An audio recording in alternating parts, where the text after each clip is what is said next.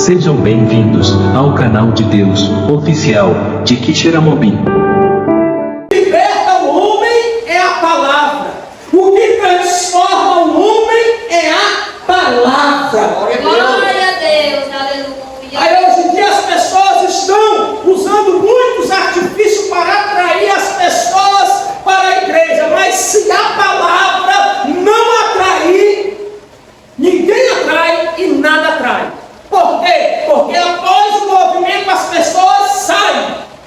Porque o que salva, o que atrai é a palavra. Amém? Então as pessoas se apertavam para ouvir a palavra. As pessoas estavam com sede, mãe de Deus, da palavra. Porque o texto vai dizer que onde havia trevas, raiou-se a luz. Então as pessoas estavam com sede de ouvir a palavra.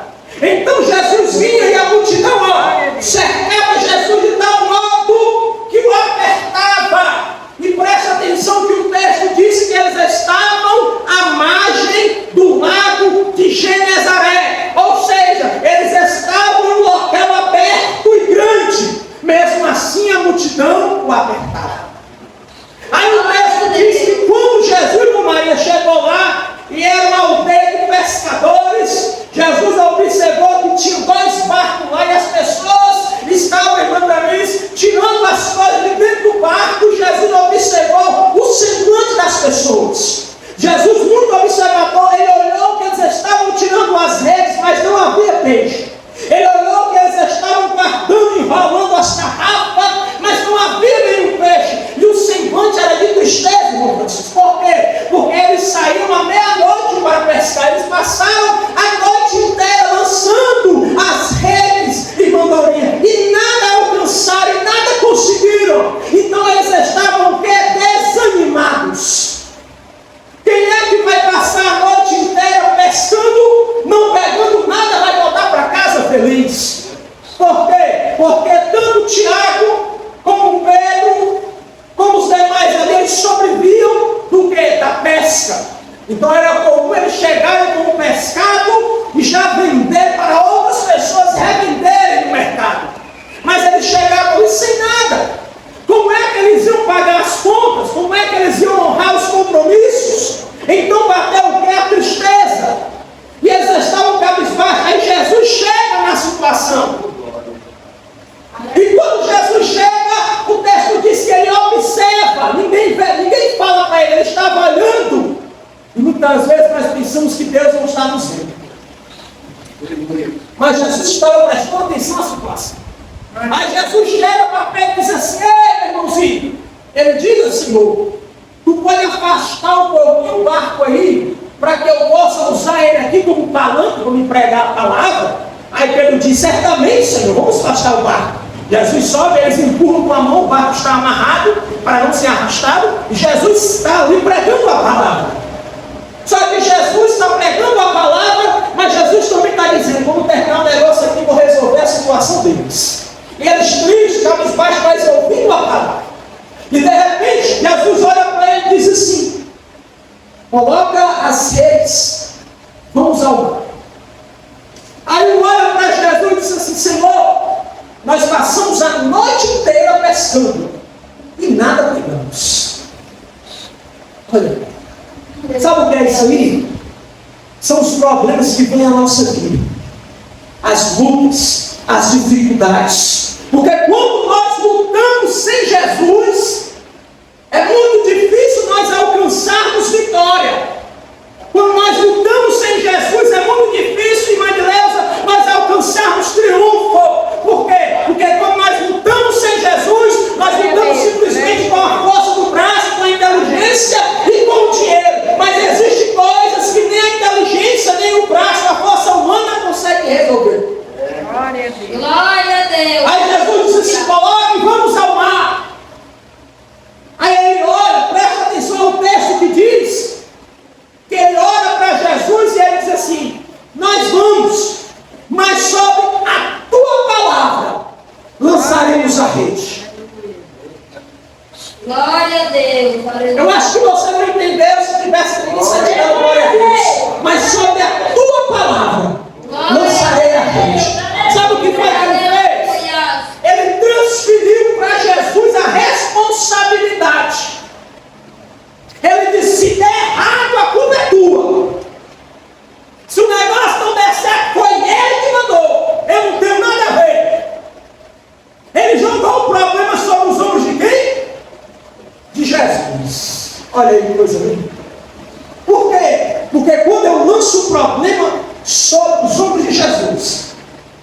tem mais problema. O problema é dele.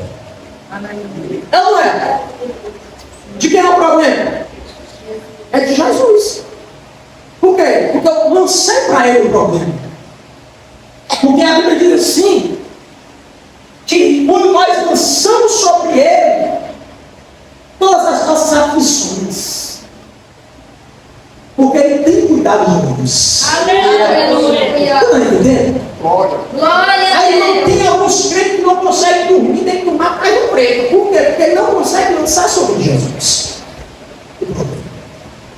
Por quê? Porque se eu chamo Jesus de Senhor, eu estou chamando ele de governador. Quem governa manda. Então eu estou debaixo da autoridade de quem? De Jesus. Quem está no controle da sua vida? Quem está no controle da sua vida? Então você não tem problema, o problema é para ele.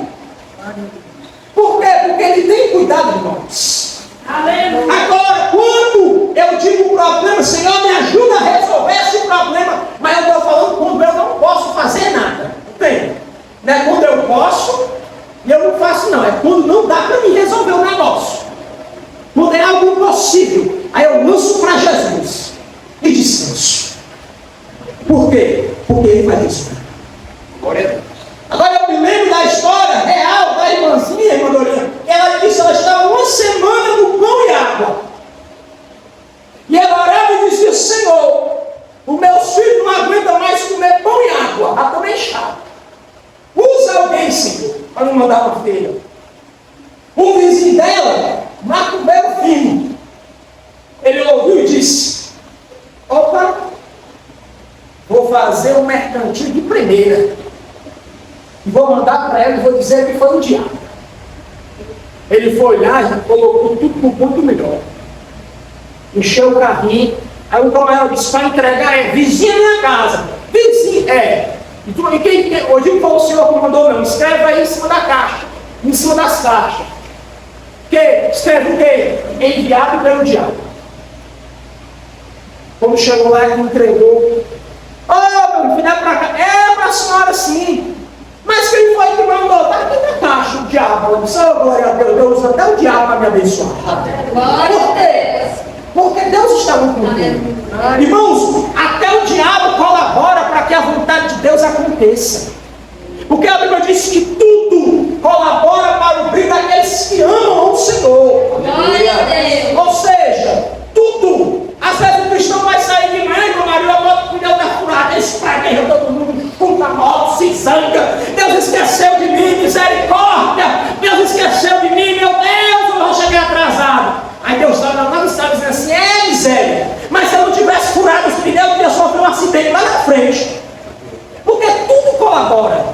Aí o camarada diz assim, eu perdi o emprego, meu Deus, eu vou morrer de fome. Aí Deus está abrindo uma porta maior.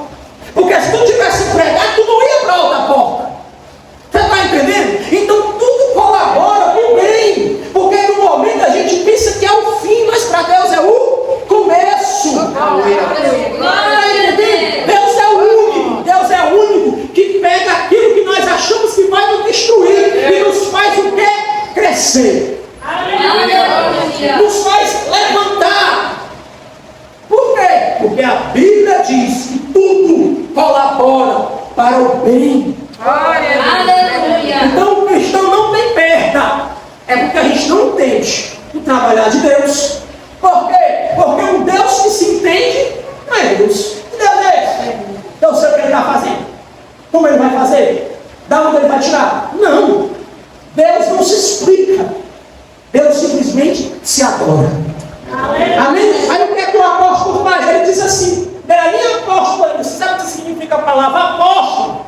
Os caras hoje em dia querem ser apóstolo, não é? Um apóstolo fulano, um apóstolo ciclano. A palavra apóstolo significa o enviado. O mensageiro. Entendeu? Hoje em dia não vai ser apóstolo para ser servido. Mas a Bíblia diz que maior é o que serve. Maior é o que serve. Porque o próprio Jesus veio na figura de servo. A Bíblia diz que ele aniquilou-se a si mesmo, ou seja, se esvaziou-se e assumiu uma postura de um servo. Aí o que acontece? Aí o Pedro, muito sabido, ele disse assim, não, Senhor, eu vou. Vamos chamar todo mundo, reúne aí a galera, chama todo mundo,